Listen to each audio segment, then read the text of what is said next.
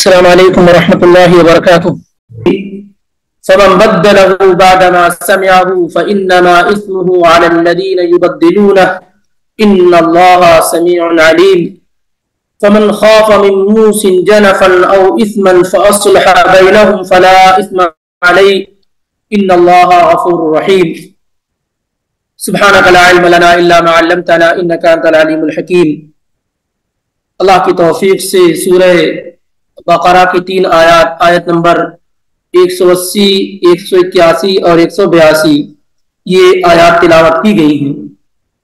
اور پچھلی ہی آیات سے ہم اور آپ باقاعدہ آیات الاحکام جس کو کہتے ہیں احکام کی آیات اس میں داخل ہو چکے ہیں.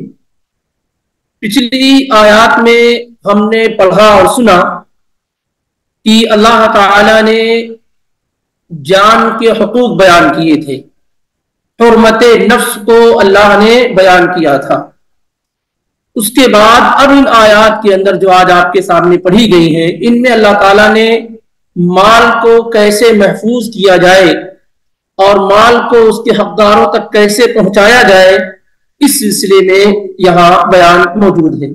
ہمارا آپ یہ جانتے ہیں کہ 5 چیزیں یہ ضروریات 5 جن کی حفاظت کرنا ہر شخص کے لیے ضروری ہے اور جو ہر شخص کا بنیادی حق ہے. الدین والنفس والعقل والمال والعرض. انسان کا ایمان، اس کی جان، اس کا مال، اس کی عزت اور اس کی عقل، یہ 5 چیزیں کیا ہے؟ ضروریات 5 میں سے ہیں. اسی لیے آپ دیکھیں گے کہ ان میں اکثر چیز کے متعلق حفاظت کی بات کہی گئی ہے. اور کوئی آدمی آپ کی عزت کے ساتھ چھیڑ چھاڑ کرے اور آپ اپنی عزت کے بچانے میں قتل کر دیے جائیں تو آپ کا مقام و مرتبہ شہداء میں لکھا جائے. مال کی حفاظت میں آپ کا قتل ہو گیا تو آپ کا شمار شہداء میں ہوگا. اسی طریقے سے جان کا بھی معاملہ ہے کہ جو آدمی اپنی جان کی حفاظت کرتا ہوا مارا جائے وہ بھی کیا ہے؟ شہداء میں اس کا شمار کیا جائے گا. اور ظاہر سی بات ہے جو آدمی اپنی دین کی حفاظت میں مارا جائے وہ اور بڑی چیز ہے. تو یہ 5 چیزیں بڑی اہم ہیں: دین، جان، مال، عقل اور عزت. اس سے پہلے کی آیت میں جان کی حفاظت کی بات کی گئی تھی. اب یہاں پر کیا ہے؟ جان کے بعد اب مال کا بیان آ رہا ہے. اللہ تعالیٰ نے کہا پہلے وصیت کی، پہلے میراث کی آیات نازل نہیں ہوئی تھی تو صورتحال یہ ہوتی تھی کہ آدمی جب وفات پاتا تھا تو ساری پراپرٹی اس کے بچوں کی ہو جاتی تھی، اس کے بیوی کی ہو جاتی تھی، یا پھر یہ ہے کہ صحیح جگہ پر پراپرٹی کو ڈسٹریبیوٹ اور تقسیم نہیں کیا جاتا. خاص طور سے والدین، ماں باپ اور جو قریبی لوگ ہیں مرنے والے شخص کے مال میں کچھ بھی نہیں پاتے تھے. اللہ تعالیٰ نے یہاں بیان کیا کتب علیکم. اس سے پہلے کیا کہا؟ یا ایھا الذین آمنوا کتب علیکم القصاص فی القتل. کتب ای فرض، ضروری قرار دیا گیا. یہاں بھی اللہ تعالیٰ نے کیا کہا؟ کتب علیکم اذا حضر احدکم الموت، تم پر فرض قرار دیا گیا. اب اس کے بعد آیات الصیام آئیں گی. وہاں بھی اللہ تعالیٰ نے کیا کہا؟ یا ایھا الذین آمنوا کتب علیکم الصیام. یہ تمام جو کتبہ آپ دیکھ رہے ہیں ای فرض، آپ پر ضروری قرار دیا گیا ہے، فرض قرار دیا گیا ہے. کتب علیکم، تم پر فرض قرار دیا گیا ہے، ضروری قرار دیا گیا ہے. اذا حضر احدکم الموت، جب تم میں سے کسی کی موت کا وقت قریب آئے. حضر یحضر کے معنی حاضر ہونے سے، موت کا وقت جو قریب آتا ہے یا وہ آدمی جو جانکنی کے عالم میں ہوتا ہے اس کو کیا کہتے ہیں؟ محتضر. اسی لیے کہا جاتا ہے تلقین المحتضر، ایسا شخص جو جس کی وفات کا وقت قریب ہو اس کو کلمہ کی تلقین کی جائے، کلمے کی تلقین کی جائے. یہاں بھی ہے اذا حضر احدکم الموت، جب تم میں سے کسی کی موت کا وقت قریب آئے. موت حاضر ہو جائے یعنی آثار ظاہر ہو جائے، آثار نمایاں ہو جائے، کوئی بڑی بیماری انسان کو لگ جائے یا عمر کا معاملہ ہو، اس طریقے سے یعنی آثار جب انسان کے موت کے ظاہر ہو جائے، ان ترک خیرن، اگر اس نے چھوڑا ہے خیر کو، الخیرن خیر کے معنی تمام مفسرین نے بالاتفاق کیا لیا ہے؟ مال. اگر تم میں سے کسی کی وفات کا وقت قریب آ جائے اور اس نے مال چھوڑا ہو، کیا چھوڑا ہو؟ مال چھوڑ کر کے وہ مر رہا ہو. خیرن کے معنی کیا ہے یہاں پر؟ خیر کے معنی مال کے ہیں. اور قرآن حکیم میں اکثر مقامات پر خیر بول کر کے اس سے مراد کیا لیا گیا ہے؟ مال لیا گیا ہے. خیر بول کر کے کیا ہے؟ مال لیا گیا، کیونکہ اللہ تعالیٰ کی نشانیوں میں سے، اللہ کی نعمتوں میں سے ایک بہت بڑی نعمت کیا ہے؟ مال ہے. وَإِنَّهُ لِحُبِّ الْخَيْرِ لَشَدِيدٌ. اسی طریقے سے اللہ تعالیٰ نے کہا احببت حب الخیر. اسی طریقے سے آپ دیکھیں گے ان علمتم فیہم خیرا. بہرحال کئی جگہوں پر آپ کیا اسی طریقے سے پائیں گے. اور مال کو قرآن میں اور دوسری چیزوں سے بھی جانا اور پہچانا گیا، جیسے مال کو اللہ تعالیٰ نے قرآن میں فضل کہا ہے. کیا کہا؟ فضل. وابتغوا من فضل اللہ، اللہ کے فضل کو یعنی روزی کو تلاش کرو. اسی طریقے سے خیر ہے، فضل ہے، رحمت ہے، نعمت ہے، مال کو ان مختلف انداز سے کیا ہے بیان کیا. بلکہ آپ دیکھیں گے تو قرآن حکیم میں 80 سے زیادہ مقامات پر مال کا ذکر آیا ہے، جس سے اس کی اہمیت کا اندازہ پتہ چلتا ہے.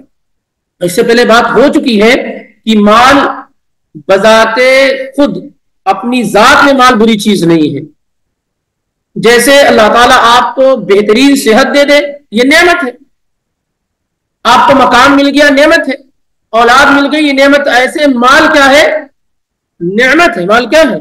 نعمت ہے. اس کا استعمال اگر غلط کرتے ہیں تو آپ کے لیے زحمت ہو. تو ساری چیزوں میں آنکھ بھی اللہ نے دی، نعمت ہے.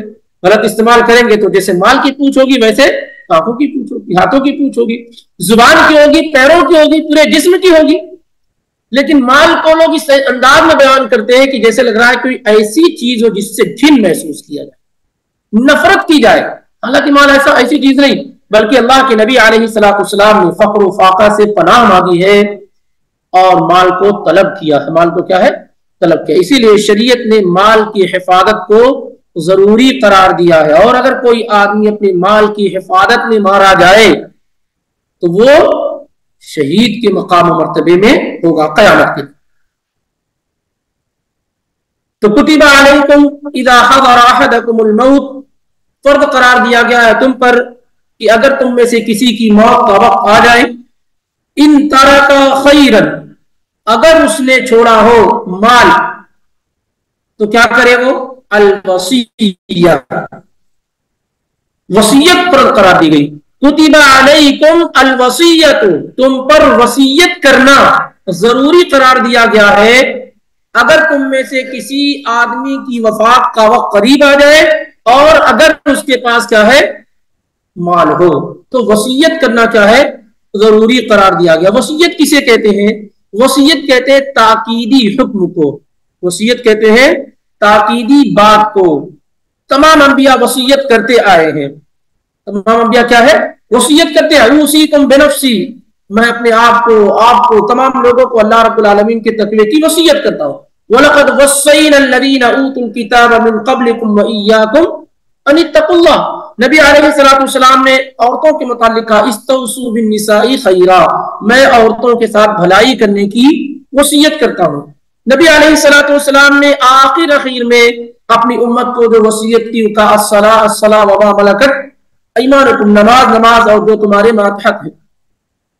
تو وصیت عام طور سے کہتے ہیں کہ مال میں ہو یا اور اس کے علاوہ دوسری چیزوں میں، کہ میرا جنازہ فلاں جگہ رکھا جائے یا اسی طریقے سے میرا جنازے کے ساتھ سنت کے مطابق معاملہ. یہ ساری کی ساری چیزیں کیا ہے؟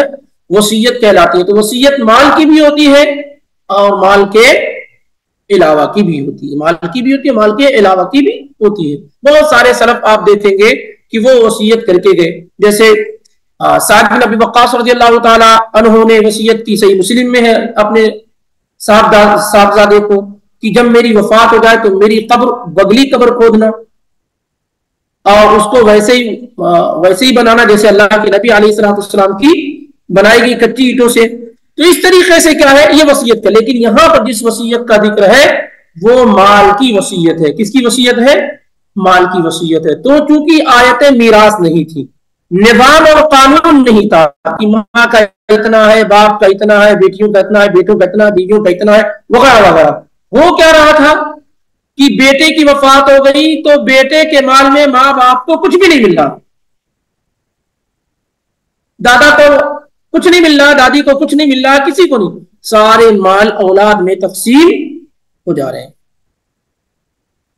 تو اللہ تعالیٰ نے کہا کہ ایسا یہاں ذکر کیا گیا والدین کو خاص طور سے، لیکن اس میں سارے لوگ شامل ہیں، اس میں کیا ہے سارے لوگ شامل ہیں، لیکن عام طور سے جو طبیعت ہوتی ہے انسان کی وہ یہ کہ وہ اولاد کو نہیں بھولتا ہے اور ماں باپ کو بھول جاتا ہے، اسی لیے ذکر کیا گیا، ورنہ ایسا نہیں ہے کہ ماں باپ کے لیے وصیت کر دی جائے اور اولاد اور بیویوں کے لیے نہ کی جائے، کیونکہ آدمی ان کو نہیں بھولتا یا غفلت کا شکار نہیں ہوتا ہے یا پھر وہ لینے کے لیے بالکل بے چین رہتے ہیں، لیکن ماں باپ چونکہ اس معاملے میں ان کی طرف توجہ نہیں دی جاتی ہے، اس وجہ سے ان کا خاص ذکر کیا گیا ہے، وغیرہ سب لوگ اس میں شامل ہیں۔ تو فرض قرار دیا گیا ہے تم پر کہ جب تم میں سے کسی آدمی کی وفات کا وقت قریب آئے اور اگر اس نے مال چھوڑا ہو تو وصیت کرنا فرض قرار دیا گیا ہے۔ کیا وصیت کر دے کہ میرے مال میں سے میری ماں کا اتنا ہے، باپ کا اتنا، بیٹی کا اتنا، بیٹے کا اتنا، بیوی کا اتنا، چاچا کا اتنا، پھوپھی کا اتنا، خالہ کا اتنا، وغیرہ وغیرہ، یہ وصیت کن لوگوں کو کرے وصیت؟ للوالدین والاقربین، والدین کے لیے کر جائے وصیت، والاقربین اور جو سب سے زیادہ رشتے میں اس سے قریب ہوں، یعنی اگر چچا ہے اور ماموں تو دونوں میں کون قریب ہے؟ چچا زیادہ قریب ہے، چچا زیادہ قریب ہے۔ تو اس طریقے سے جب وصیت تیار کرے تو ان لوگوں کو اپنے سے زیادہ قریب کرے جو وصیت میں جو رشتے میں اس سے زیادہ قریب ہو، بالمعروف، دستور کے مطابق۔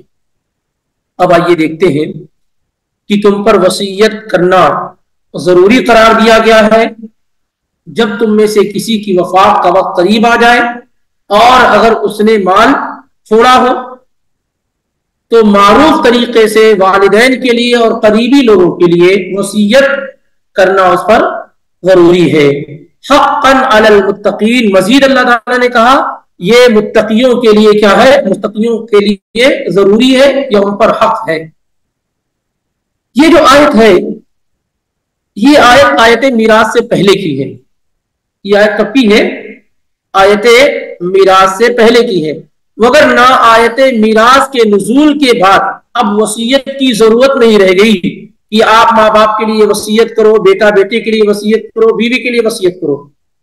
یہ 5 رشتہ دار، 5 قریبی لوگ ایسے ہیں جو مرنے والے کے مال میں سے ہر حال میں وارث ہوں گے، مرنے والے کے مال میں سے ہر حال میں وارث ہوں گے۔ کون لوگ؟ ماں، باپ، بیٹا، بیٹی اور بیوی، اور اگر شوہر کی وفات ہو رہی ہے، بیوی کی وفات ہو رہی ہے تو شوہر۔ جیسے بیوی کے مال میں، شوہر کے مال میں بیوی وارث ہوتی ہے، ایسے بیوی کے مال میں شوہر وارث ہوتا ہے۔ تو یہ 5 لوگوں کی موجودگی میں میراث کہیں اور نہیں جانی ہے اور سب کے حصے متعین ہیں۔ متعین ہونے کا مطلب یہ ہے کہ ماں کا 1/6، باپ کا 1/6، بیوی کا 1/8، اور جو بچ رہا ہے وہ کن لوگوں میں تقسیم ہوگا؟ بیٹے اور بیٹیوں میں تقسیم ہو جائے گا۔ تو ان لوگوں کے لیے اب وصیت نہیں کی جا سکتی ہے۔ عبداللہ ابن عباس رضی اللہ تعالی عنہ فرماتے ہیں کان المال للولد، مال جو تھا پہلے وہ سب بیٹے کا ہوتا تھا، بیٹیوں کو بھی نہیں دیا جاتا، وَكَانَتِ الْوَصِيَّةُ لِلْوَالِدَيْنِ، اور وصیت جو تھی وہ والدین کے لیے کی جاتی تھی کہ بھائی میرے ابو کو بھی تھوڑا اتنا دے دینا، میری ماں کو بھی دے دینا وغیرہ. فَنَسَخَ اللَّهُ مِنْ ذَلِكَ مَا أَحَبَّ، اللہ تعالیٰ نے جو چاہا منسوخ کر دیا، یعنی اس قانون کو ختم کر کے نیا قانون اللہ نے ذکر کیا. فَجَعَلَ لِلذَّكَرِ مِثْلُ حَظِّ الْأُنثَيَيْنِ، تو اللہ نے مردوں کے لیے دو لڑکیوں کے حصے کے برابر حصہ قرار دیا. وَجَعَلَ لِلْأَبَوَيْنِ لِكُلِّ وَاحِدٍ مِّنْهُمَا السُّدُسُ، اور ماں اور باپ دونوں کے لیے سیپریٹ 1/6 متعین کیا. ایسا نہیں کہ 1/6 میں ماں باپ دونوں بانٹیں گے، 1/6 ماں کا الگ ہوگا اور 1/6 باپ کا الگ ہوگا.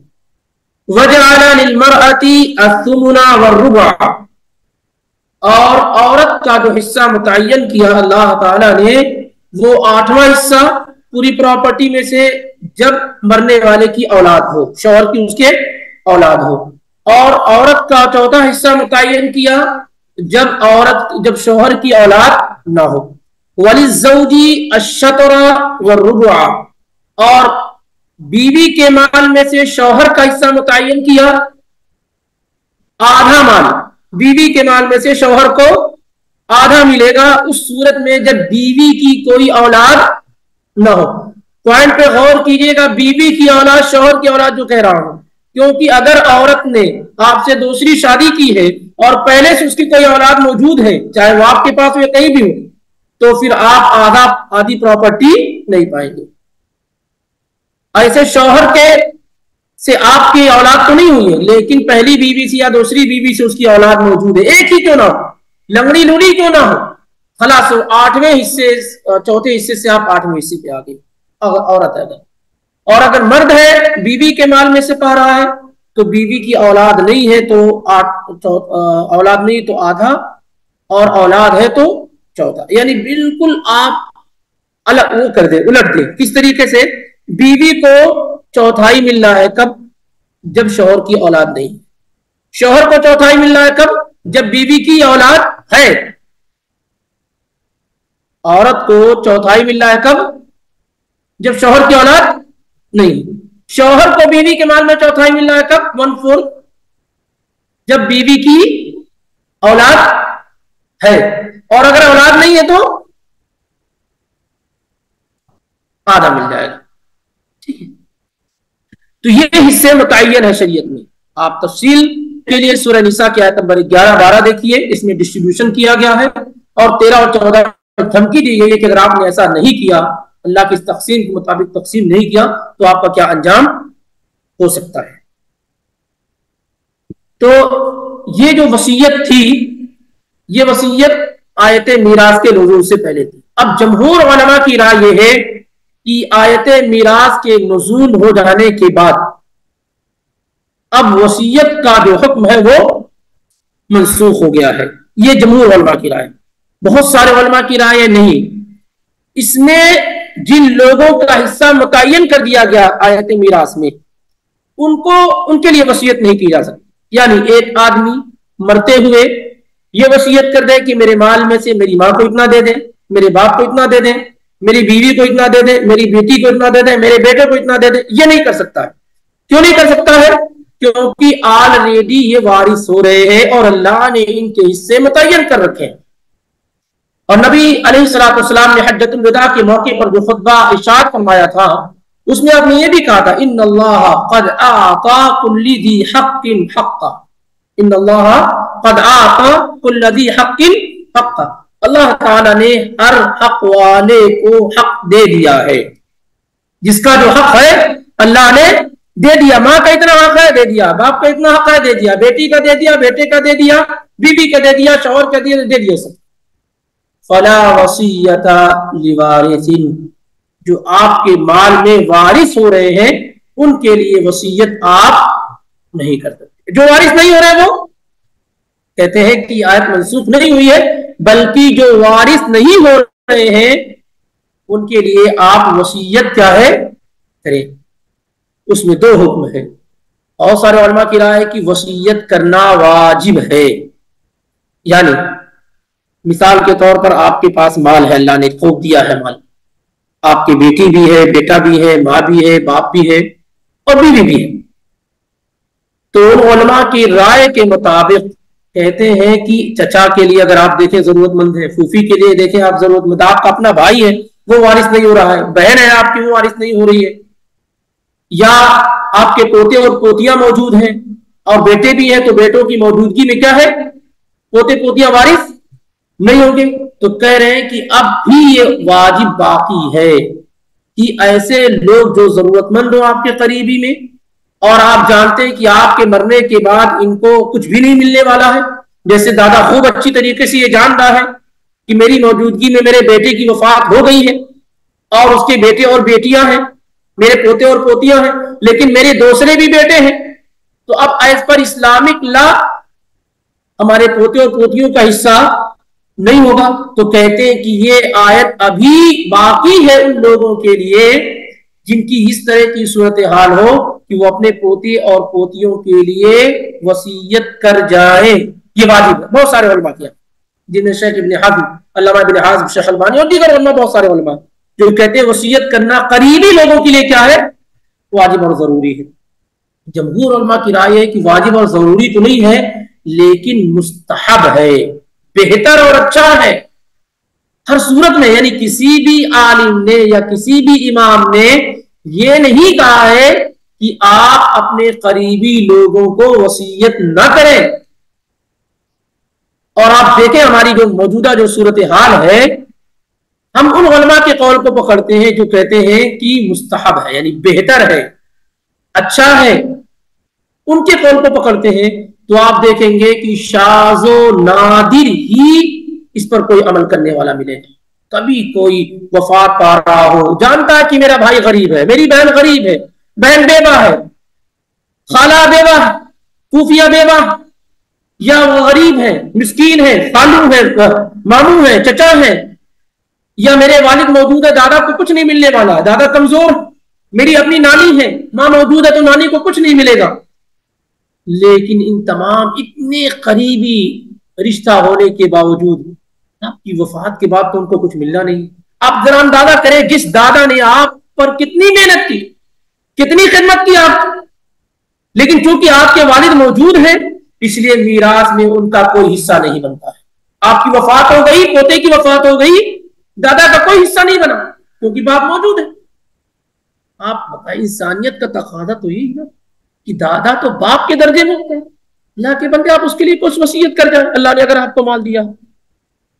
تو یہاں پر کیا کوتاہی موجود ہے، اور یہی وجہ ہے کیونکہ ہمارے پاس رشتوں کی وقات ہے نہیں. رشتے بہت اہم ہمارے پاس نہیں رہے گا، بس چند رشتے ہیں جو اہم ہے، بس وہ کیا ہے جو گھر سے شروع ہو کر کے گھر کی چوکھٹ پہ ختم ہو جائے، اسی کو ہم کیا کہتے ہیں، رشتہ. دوسری چوکھٹ اگر ہے تو ہمارے رشتے دار، ان کی ہمیں فکر نہیں ہے. جس گھر میں آپ آتے ہیں جو آپ کا اپنا گھر ہے، اس میں آپ کے 2 بچے ہوتے ہیں، عام طور سے تو کم ہی تعداد میں ہیں، وہ اور ایک بیوی، بس یہی پوری آپ کی دنیا، یہی سے آپ شروع ہوتے ہیں، یہی سے آپ ختم ہو جاتے ہیں. اور کتنے بد نصیب تو ہوتے ہیں جو ماں باپ تک پر دھیان نہیں دیتے، دادا دادی تو لوگ بہت سارے لوگ نام تک نہیں جانتے.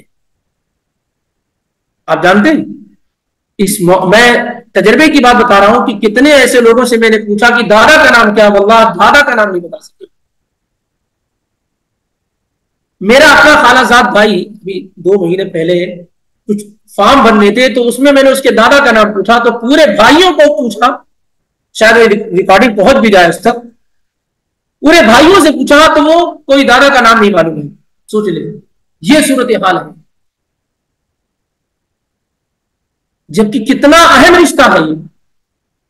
دادا آپ کے باپ کے درجے میں، اور اگر آپ کے والد نہیں ہے، دادا ہے، تو مکمل دادا باپ کی جگہ پہ لے لیں گے. جیسے ایک آدمی کی وفات ہوئی، اس کی ماں بھی نہیں ہے، اس کے باپ بھی نہیں، لیکن بیٹا ہے، بیٹی ہے، بیوی، دادا ہے، دادی ہے. آپ کو معلوم ہے وراثت کیسے تقسیم ہوگی؟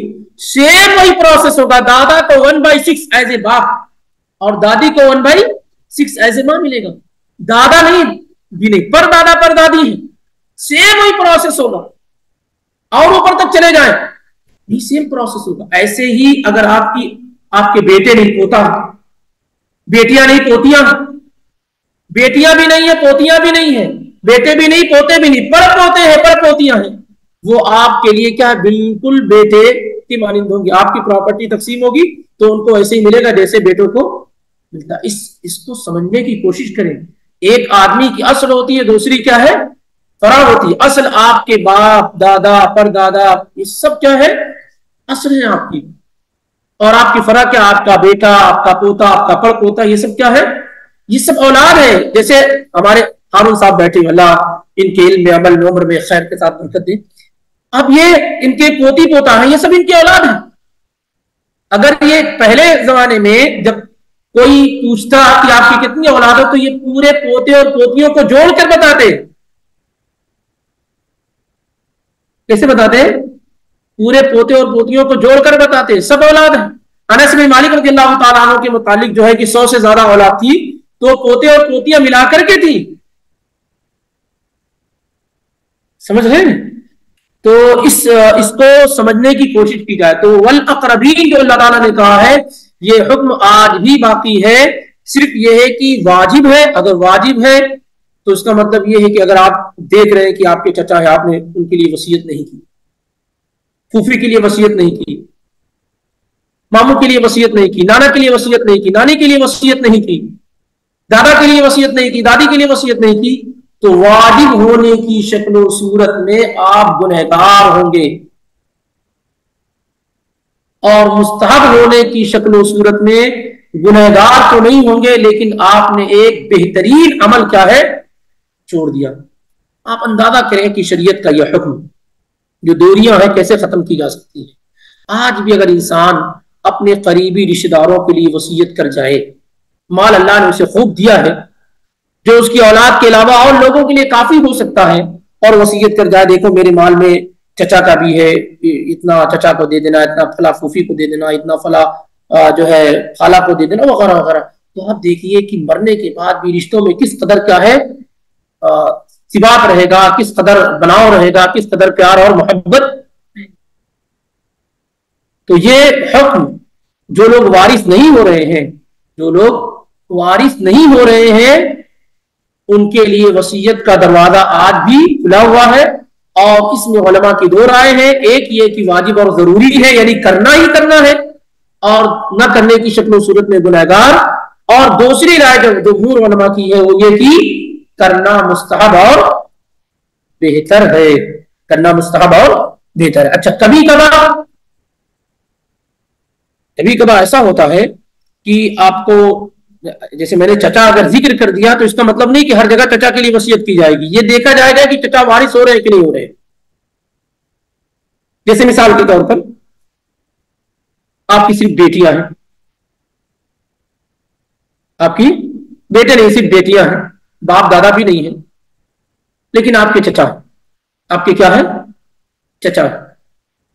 तो अब यहां पर बेटियों का जो हिस्सा है मुतय्यन है 2/3, अगर 2 या 2 से ज्यादा बेटियां। बीवी का भी हिस्सा मुतय्यन है 1/8, बीवी ने भी ले लिया और बेटियों ने ले लिया। अब जो बचा है ना, वो कहां जाएगा, वो आपके चचा को चला जाएगा, वो आपके चचा को चला जाएगा। अगर आपके चचा मौजूद है तो, भाई अगर मौजूद है तो पहले भाई में जाएगा। सिर्फ ये बताना है कि अब जहां पर ये वारिस हो रहे हैं ना, यहां पर आप इनके लिए वसीयत नहीं कर सकते, इनके लिए वसीयत नहीं। तो जो लोग भी वारिस हो रहे हैं उनके लिए वसीयत करना जायज और दुरुस्त नहीं। और अगर किसी ने कर दिया है तो उसकी तनफीज नहीं की जाएगी, उसको लागू नहीं किया जाएगा। अलबत्ता सवाल यह है, ये बात हमने समझ ली कि जिन लोगों के हिस्से मुतय्यन है उनके लिए वसीयत नहीं है, और उनका जिक्र कहां मौजूद है, सूरह निसा की आयत नंबर 11, 12 और आखिरी आयत सूरह निसा की 176, 176। ये 3 आयत वो हैं जिसमें पूरी प्रॉपर्टी को अल्लाह ताला ने तकसीम कर दिया। अब अगर आप वसीयत करना चाहते हैं तो कितने माल की वसीयत कर सकते हैं। जैसे मिसाल के तौर पर आपके पास 1 करोड़ है, बेटे हैं, बेटियां हैं, बीवी है, माँ बाप भी हैं, जो भी है। अब आप वसीयत करना चाहते हैं तो अपने माल में कितने की वसीयत कर सकते हैं, 1/3। ये मैक्सिमम है, یہ کیا ہے؟ میکسیمم آپ اتنی کی وصیت کر سکتے، اس سے زیادہ کی آپ وصیت نہیں کر سکتے. ایک بڑے عظیم صحابی سعد بن ابی وقاص رضی اللہ تعالیٰ عنہ، صحیح بخاری کی روایت ہے، حجۃ الوداع کے موقع پر بیمار ہو گئے. اس وقت ان کی صرف ایک ہی بیٹی تھی. تو کہنے لگے اللہ کے پیغمبر مجھے ایسا لگتا ہے کہ میرا وقت آ پہنچا ہے، میں اپنے مال کو صدقہ کرنا چاہتا ہوں، سارے مال کو صدقہ کرنا چاہتا ہوں، کیونکہ بیٹی ہے اگر جس نے نکاح کیا وہ لے کر مال لے لے گا اس طریقے سے. تو میں اپنے پورے مال کی وصیت کرنا چاہتا ہوں. تو آپ وسلم نے کہا نہیں کر سکتے. آپ نے کہا نہیں کر سکتے. پھر انہوں نے کہا آدھے مال کی وصیت کرنا چاہتا ہوں کیونکہ میری ایک ہی بیٹی ہے، کیا کرے گی اتنا مال. تو آپ نے کہا نہیں کر سکتے. پھر انہوں نے کہا کہ 1/3 کی وصیت کرنا چاہتا ہوں. تو آپ صلی اللہ علیہ وسلم نے کہا والثلث کثیر، ٹھیک ہے یہ ویلڈ تو ہے لیکن یہ بھی زیادہ ہے. یہ بھی کیا ہے؟ 1/3 کی وصیت بھی کیا ہے؟ زیادہ ہے. اور نبی صلی اللہ علیہ وسلم نے پیاری بات بیان فرمائی، کہا انک ان تدع ورثتک اغنیاء، تم اپنے بچوں کو، اپنی اولاد کو مالدار چھوڑو، خیر من ان تدعهم عالتا یتکففون الناس فی ایدیہم، تم اپنی اولاد کو مالدار چھوڑو، یہ بہتر ہے اس سے کہ تم انہیں فقیر اور مسکین چھوڑو اور وہ لوگوں کے سامنے کیا کریں؟ ہاتھ پھیلائیں. تو کسی بھی شخص کے لیے جائز نہیں ہے کہ مرنے کے وقت بچوں سے تنگ آ چکا ہے تو یہ کہہ دے میں پوری پراپرٹی چیریٹی کو دیتا ہوں، فلاں سنستھا کو دیتا ہوں. اگر اس نے ایسا کر بھی دیا تو ایز پر اسلامک لا صرف 1/3 اس کو دیا جائے گا اور باقی اولاد میں کیا ہے یا جو بھی ورثہ ان میں تقسیم کیا جائے گا. اسی لیے صحیح بخاری کے اندر ہے عبداللہ بن عباس رضی اللہ تعالیٰ عنہ کہا کرتے تھے لو ان الناس غضوا من الثلث الى الربع، کہ کاش کی لوگ 1/3 سے 1/4 پہ آ جائیں، یعنی 1/4 سے زیادہ وصیت نہ کریں، کیونکہ اللہ کے نبی صلی اللہ علیہ وسلم نے 1/3 کو کیا کہا ہے؟ بہت ہے. کیا ہے؟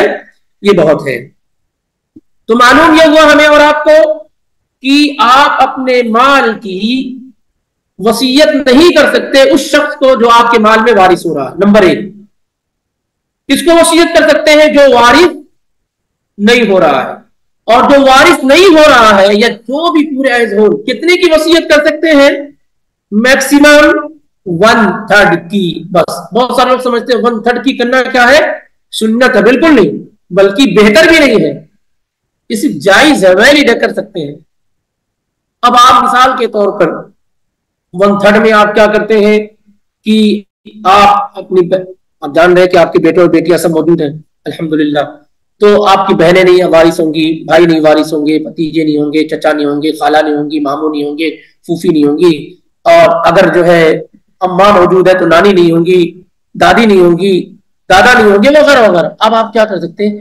یہ اللہ تعالیٰ نے آپ کو موقع دیا ہے کہ اس روئے زمین سے رخصت ہوتے ہوتے ان کے ساتھ صلہ رحمی کا ثبوت پیش کرتے ہوئے چلے جائیے. اور یہ کہ دیکھیے کہ جو لوگ آپ کے اپنے قریبی ہیں، آپ ایک مال کا کچھ حصہ ان کے لیے کیا ہے؟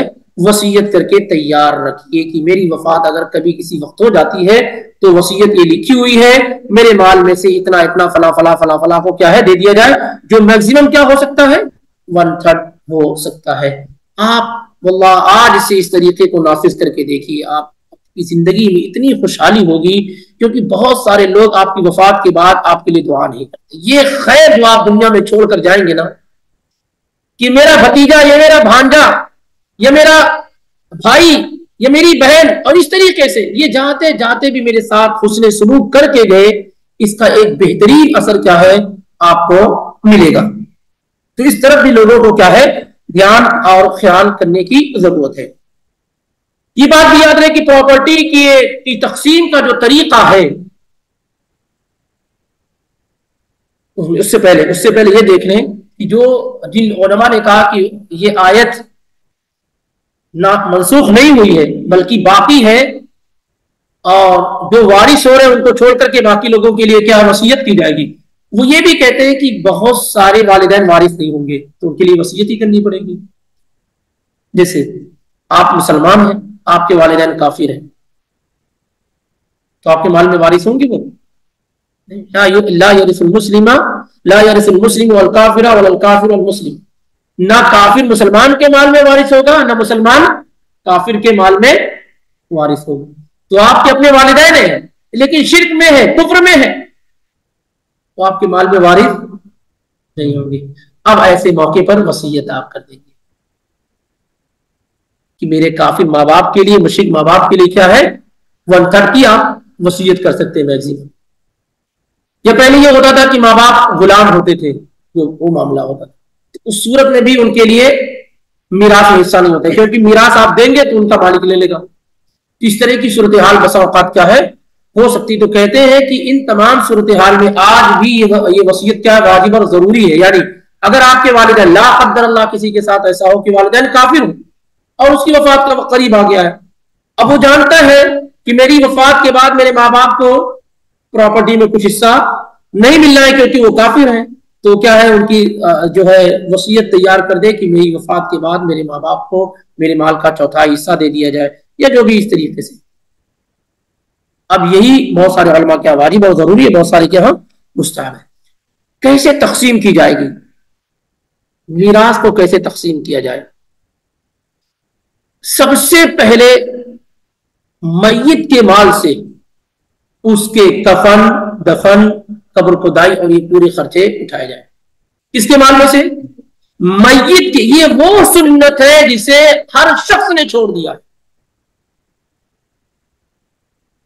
واقعات تو بڑی خوبی سے بیان کر دیتے ہیں اور اس کی پوائنٹ اور فقہ اس کو نہیں سمجھتے۔ کہتے ہیں کہ مصعب ابن عمیر کو غزوہ احد میں چادر تک بھی نہیں مل پائی۔ چادر اتنی چھوٹی تھی کہ چہرہ ڈھانکتے تو پیر کھل جاتا، پیر ڈھانکتے تو یہ ایک تو واقعہ ہے، غربت آپ نے ذکر کر دی، لیکن فقہ بھی ذکر کر دیجئے۔ ابو بکر اور عمر تھے، عثمان اور علی تھے، طلحہ اور زبیر تھے، عبد الرحمن ابن عوف تھے، سعد بن ابی وقاص، اتنے بڑے بڑے صحابہ اور اتنے پتھر دل، یہ چادر بھی گفٹ نہیں کر سکتے کہ کفن دفن کا انتظام ہو جائے؟ کیونکہ آپ نے پوائنٹ پر غور نہیں کیا ہے۔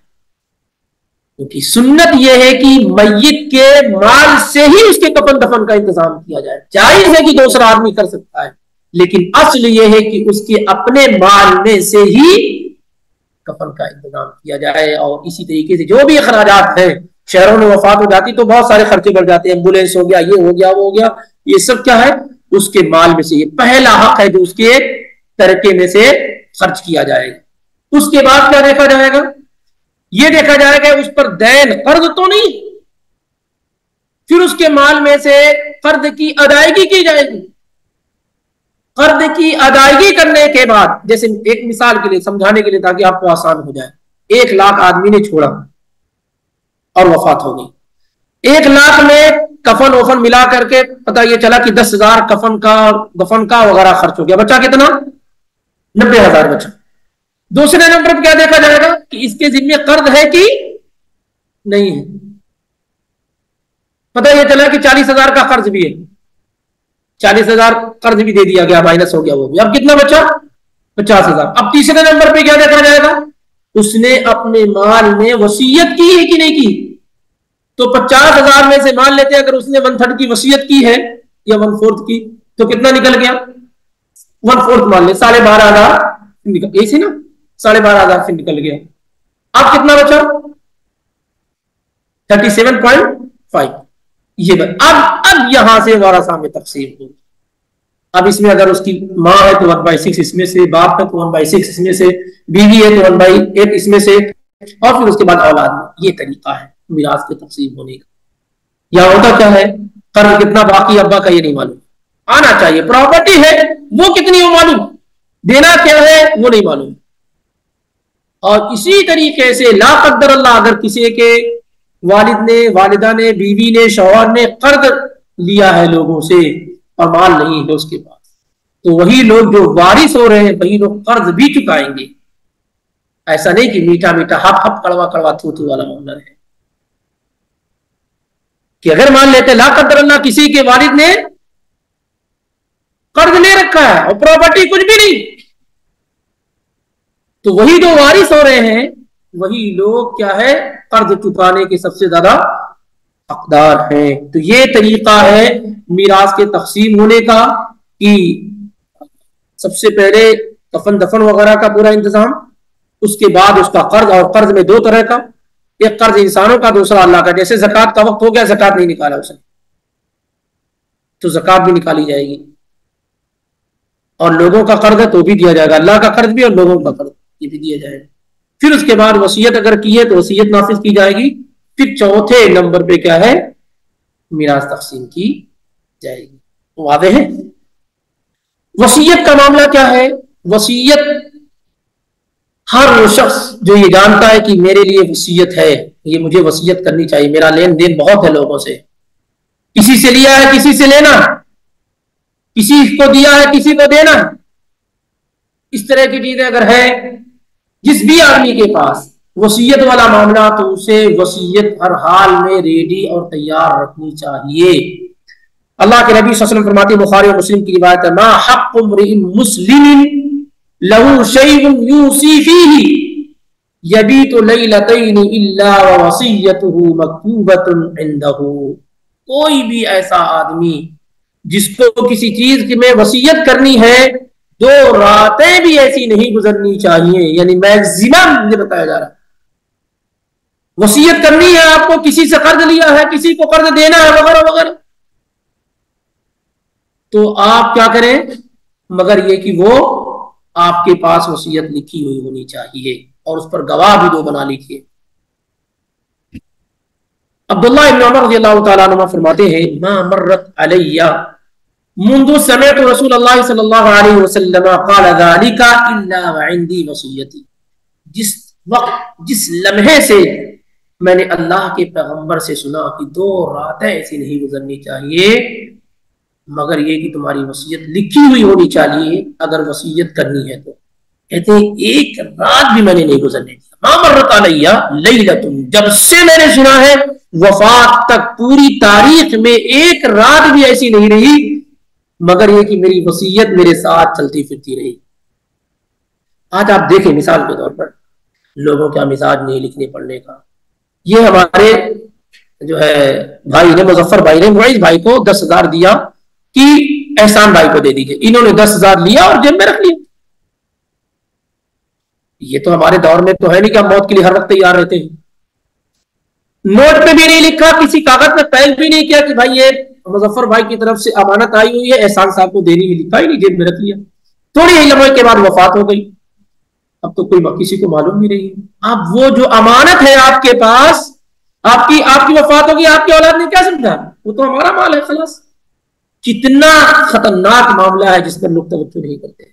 لین دین میں لکھا پڑھی نہیں، یہ نہیں، کچھ بھی نہیں ہے. ہو سکتا ہے کہ آپ نے کسی سے پیسہ ریسیو کیا، کسی کی امانت ریسیو کی، کچھ بھی آپ نے نوٹس نہیں، کوئی کمنٹس نہیں لکھا، آپ نے جیب میں رکھ لیا اور اس کے بعد کیا ہے جس کو دینا ہے اس کو دے بھی نہیں سکے اور وفات ہو گئی آپ کی. میں کبھی کبھار پہلے سوچتا تھا کہ جو الحمدللہ اللہ والے اساتذہ ہوا کرتے تھے ہمارے، تو وہ کبھی گئے مثال کے طور پہ ہمارے علاقے میں آئے تو گھر والوں نے پیسہ دے دیے تو کیا کرتے، جیسے 500 روپیہ دیا گیا تو وہ نوٹ کو کیا کرتے تھے، کاغذ میں کوئی کاغذ یا لفافہ وغیرہ میں فوراً کی فلاں تاریخ کو فلاں شخص سے موصول ہو یا فلاں کی امانت ہو، پھر اس کے بعد میں رکھ لیں.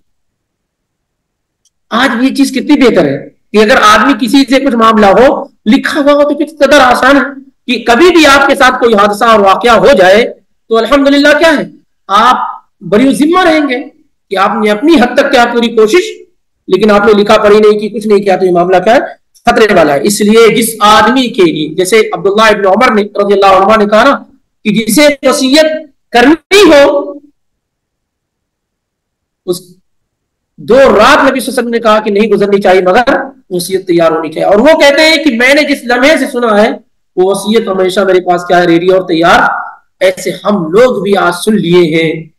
جس کو بھی وصیت کرنی ہو، معاملات اس کے ہوں، تو اسے چاہیے کہ اپنی وصیت کیا ہے وہ ریڈی اور تیار رکھے. اچھا، جیسا کہ یہ ہو چکا مکمل، یہ آیت کتب علیکم اذا حضر احدکم الموت ان ترک خیرا الوصیۃ للوالدین والاقربین بالمعروف حقا علی المتقین. دستور کے مطابق اپنے قریبی لوگ جو وارث نہیں ہو رہے ان کے لیے کیا وصیت کر جائے، یہ متقیوں پر حق ہے ضروری. پھر آگے اللہ تعالیٰ نے کیا کہا، کہا کہ فمن بدلہ بعد ما سمعہ، آپ نے وصیت کی اور آپ کے پاس جو لوگ بیٹھے ہوئے تھے انہوں نے وصیت کو سنا، آپ لکھ نہیں سکے لیکن وصیت کر گئے کہ دیکھو میرے مال میں سے فلاں فلاں کو اتنا اتنا دے دینا، اتنا مدرسے میں دے دینا، اتنا مسجد میں خرچ وغیرہ وغیرہ جو بھی. یا وہ لوگ جو آپ کے وارث وہ بیٹھے ہوئے تھے، فمن بدلہ بعد ما سمعہ، آپ نے وصیت کی لیکن سننے والے نے یا جو لوگ وہاں موجود تھے انہوں نے کیا کیا؟ بدل دیا. مظفر بھائی نے وفات کے وقت معیز بھائی سے کہا کہ دیکھو شیخ کو اتنا پیسہ دے دینا. معیز بھائی نے کیا کو ذکر ہی نہیں کیا، چھپا لے گئے کہ میرا مال کم ہو جائے گا یہ اس طریقے سے. تو کسی نے اولاد نے کیا ہے، جب باپ نے وصیت کی اولاد ہی موجود تھی اور آج سوچتی ہے کہ اگر وصیت نافذ کی جائے گی تو ہماری مال میں سے کیا ہے کم کیا جائے گا، پہلے وصیت دی جائے گی پھر ہمارے پاس جو بچے گا وہ تقسیم ہوگا. تو مال کم ہونے کے ڈر اور خوف سے کیا ہے وہ چھپا لے جاتا ہے، بتاتا ہی نہیں کہ ہاں ابا نے چچا کے لیے فلاں کے لیے فلاں کے لیے وصیت کی، یا اس میں بدل دیتا ہے 1 لاکھ کی وصیت کی ہے اس کو کچھ 10,000 کر دیا ہے کہ نہیں ایسا. تو اللہ تعالیٰ کا فمن بدلہ بعد ما سمعہ، جس نے وصیت سننے کے بعد اسے بدل دیا، چاہے وہ گواہ ہو یا وارثین یا کوئی بھی جو لوگ بھی موجود، فإنما إثمه على الذين يبدلونه، تو اس کا گناہ کس پر ہوگا؟ اس پر ہوگا جو وصیت کو بدلے گا. باقی جس نے وصیت کی ہے اس کو تو اجر و ثواب کیا ہے مل گیا، اس پر کوئی گناہ نہیں ہوگا. جیسا کہ عبداللہ بن عباس رضی اللہ تعالیٰ عنہ فرماتے، ابن ابی حاتم کی روایت ہے اس آیت کی تفسیر میں کہ وقد وقع اجر المیت علی اللہ وبرئ من اثمہ، اس نے وصیت کی اور وصیت بھلائی کی کہ میرے چچا کو دادا کو فلاں فلاں کو دے دینا، تو اللہ تعالیٰ کے ہاں اس کا اجر متعین ہو گیا. اس کا اجر کیا ہو گیا؟ متعین ہو گیا. حالانکہ اس کے وصیت سننے والے لوگوں نے، اس کے ورثہ نے کیا کیا؟ اس کی وصیت کو بدل دیا. بدلنے کے باوجود حق نہیں پہنچا ان تک، لیکن عبداللہ بن عباس رضی اللہ تعالیٰ عنہ فرماتے ہیں کہ اس کا اجر کیا ہے اللہ کے ہاں متعین ہو گیا. اور جس نے بدلا ہے گناہ وہ اٹھائے گا، گناہ کیا ہے وہ اٹھائے گا. تو فمن بدلہ بعد ما سمعہ فإنما إثمه على الذين يبدلونه، جو آدمی وصیت سننے کے بعد اسے بدل دے تو گناہ اس پر ہوگا جو اس کو بدلے گا. ان اللہ سمیع علیم، یقینا اللہ سننے والا اور جاننے. کیوں ایسے مقامات پر اللہ تعالیٰ عام طور سے ایسے ہی کہتا ہے اللہ سننے والا اور جاننے والا. اس نے کتنے کی وصیت کی تھی؟ تم کہتے ہو مجھے ڈھنگ سے سنائی نہیں دیا ہے، مجھے لگتا ہے کہ 10,000 کی وصیت. آپ خوب ڈھنگ سے سنے ہو کہ 1 لاکھ کی وصیت کی. تو اللہ سننے والا اور جاننے والا ہے پورے حالات کو. اس نے کیا وصیت کی، کتنے کی کس کے لیے کی، سب اللہ کو معلوم، اور اللہ نے سب کو سنا ہے. اگر تم اس میں رد و بدل کرو گے تو قیامت کے دن کیا ہے تمہیں اس کا حساب دینا ہوگا. فمن خاف من موص جنفا او اثما فاصلح بینهم فلا اثم علیہ. یہاں پر ایک تیسری پوائنٹ بیان کی جا رہی ہے. پہلے میں کیا تھا؟ جو لوگ سننے والے ہیں وہ لوگ رد و بدل کرنے والے. یہاں پر کیا ہے؟ فمن خاف من موص، جو آدمی ڈرے وصیت کرنے والے کی جانب سے، جس آدمی کو خوف لائق ہو کہ جو آدمی وصیت کر رہا ہے اس کی طرف سے خوف ہو، ڈر ہو. کس بات کا؟ جنفن، اصل میں جنف کہتے ہیں کسی ایک طرف مائل ہو جانا، کسی ایک طرف جھکاؤ ہو جانا. لیکن عام طور سے یہ جھکاؤ غلط کی طرف ہو تو جنف استعمال کیا جاتا ہے. یا بعض علماء کی رائے یہ ہے کہ وصیت کرنے والا غلطی کرے، خطا کرے، یعنی جان بوجھ کر کے نہیں، اسے معلوم نہ ہو اور کوئی غلط وصیت کرے. اور اثمن، یا گناہ کی وصیت کرے. میری وفات کے بعد ایک پھول چڑھانے والے کو میری قبر پہ رکھ دینا، پھول چڑھاتا رہے گا، قبر کی دیکھ ریکھ کرتا رہے گا، وغیرہ وغیرہ، اس طرح کی جتنی بھی گناہ کی وصیت ہو سکتی ہے. تو اگر وصیت کرنے والے کی جانب سے خوف ہو کہ وہ ظلم کی یا غلط وصیت کر رہا، گناہ کی وصیت کر رہا، کسی کا حق مار رہا ہے، اس طرح کی کوئی چیز ہو، تو کیا ہونا چاہیے پھر؟ اگر وہ زندہ ہے، آپ موجود ہے، اور اس نے وصیت کتاب و سنت کے خلاف کی ہے تو آپ وہی اس کو کیا ہے سمجھائیں گے. اور اگر وہ وصیت کر کے مر گیا اور وہ وصیت آپ ورثہ کے ہاتھ میں آ گئی, وصیت کیا تھی؟ وصیت یہ تھی مثال کے طور پر کہ میری وفات کے بعد میرا فلاں بیٹا جو چھوٹا ہے وہ کمزور ہے, مال میں کم ہے, غریب ہے, فلاں اور دوسرا والا بیٹا مالدار ہے, تو غریب بیٹے کو میرے مال میں سے زیادہ حصہ دیا جائے. یہ وصیت اس نے کر دی کہ آدھا آدھا نہ بانٹا جائے بلکہ ایک کو 1/3 دیا جائے اور دوسرے کو 2/3 دیا جائے. یہ وصیت کر کے وہ مر گیا. اب کیا ہونا چاہیے یہاں پر؟ یہ وصیت نافذ کی جائے گی نہیں نافذ کی جائے گی, اور جو اس کے ورثہ ہیں ان کو چاہیے فاصلح بینہم, وہ آپس میں صلح کر لے, معاملے کو درست اور صحیح کر لے. یعنی اگر آپ کا کوئی قریبی آدمی غلط وصیت کر کے مر جائے جو کتاب و سنت کے خلاف ہو تو اسے کیا کرنا چاہیے؟ گھر والوں کو چاہیے کہ وہ اس کو صحیح کر لے تاکہ اسے عذاب سے بچایا جا سکے, اسے گناہ سے بچایا جا سکے. ایسا نہیں ہے کہ مثال کے طور پر باپ نے مرتے وقت کیا کیا, بچوں سے ناراض تھا, پوری پراپرٹی بیگم کے نام کرتے تھا, رجسٹری کر کے چلا گیا. ہوتا ہے کہ نہیں؟ کافی لوگوں کو سنا. تو اب بیگم یہ کہ بھائی پورا میرا ہے. اب اسے چاہیے کہ سب لوگ مل کر کے اپنے شوہر کو گناہوں سے بچائیں, اور وہ یہ ہے کہ وصیت ان کے لیے ہو ہی نہیں سکتی بیوی کے لیے, تو آئز پر اسلامک لا جو حصہ بنتا ہے سب آپس میں کیا ہے لے لیں اس طریقے سے.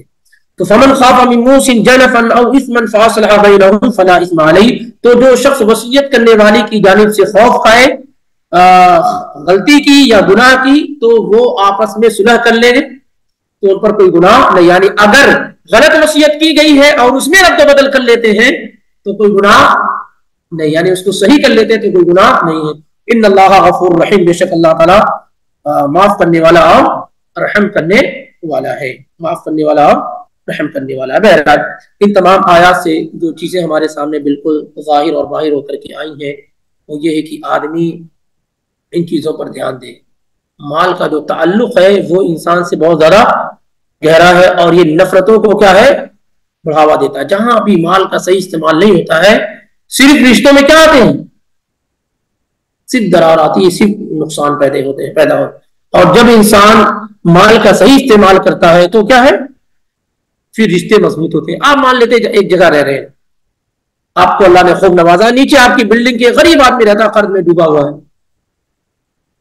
کھانے پینے کو اس کے پاس نہیں, آپ ماشاءاللہ اپنی لگژریل لائف گزار رہے ہیں, اس آدمی کو آپ نے کوئی نقصان نہیں پہنچایا, کچھ بھی نہیں آپ نے کیا, لیکن اس کے باوجود بھی آپ اس کو کچھ دیتے نہیں, کچھ نہیں کرتے, اور اتفاق سے آپ کی دکان جل گئی, آپ کی گاڑی جل گئی, تو کیا ہے وہ خوشی کا اظہار کرے گا,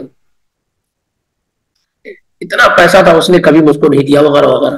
اور وہی اگر آپ اس کے حق کو ادا کرتے رہے, اس کو کچھ دیتے رہیں, اس کی ضرورت کو پورا کرتے رہیں تو آپ کے ساتھ وہ غم میں شریک رہے گا. تو کبھی کبھار انسان مال کا صحیح استعمال نہ کرنے کی وجہ سے اپنے دشمنوں کی تعداد میں کیا ہے اضافہ کر لیتا ہوں. ایک بھائی ہے مالدار, اللہ نے روزیاں تو الگ الگ تقسیم کر رکھی, دوسرا بھائی ہے جو آپ کے سامنے غریب ہے, آپ اس کے بغل میں باپ کی پراپرٹی تقسیم ہوئی, آپ بلڈنگ پہ بلڈنگ بنا رہے ہیں, اور بیچارہ وہ بغل میں ہے, اس کے پاس جو ہے جھوپڑے بھی نہیں, تو آپ جو بنا رہے ہیں اس سے وہ آپ کے دل میں محبت تو پیدا ہوگی نہیں, آپ اس سے ہمدردی بھی نہیں, اس کا خیال بھی. تو یہ کیا ہے آپ اپنے دشمنوں کی اور اپنے دعا کرنے والے لوگوں کی تعداد میں کیا ہے کمی کر رہے ہیں. اس لیے ان چیزوں کا بھی کیا ہے دھیان دینا چاہیے جو آج کی آیات میں ذکر کی گئی ہے, کہ مان لیتے ہیں کہ وہ لوگ جو وارث ہو رہے ہیں ان کے لیے وصیت تو نہیں کی جا سکتی ہے کیونکہ آلریڈی وہ وارث ہیں, لیکن وہ بہت سارے احباب آپ کے اپنے قریبی ہیں جو آپ کے مال میں وارث نہیں ہوتے ہیں اور جو آپ کے مال میں حق رکھتے ہیں کیونکہ آپ ان کے بیٹے ہیں, بھتیجے ہیں, بھانجے ہیں, پوتے ہیں, نواسے وغیرہ وغیرہ رشتے آپ کے سے, تو ان کی طرف کیا ہے توجہ اور دھیان ہونا چاہیے. اللہ تعالی ہمیں اور آپ کو عمل کی توفیق عطا فرمائے.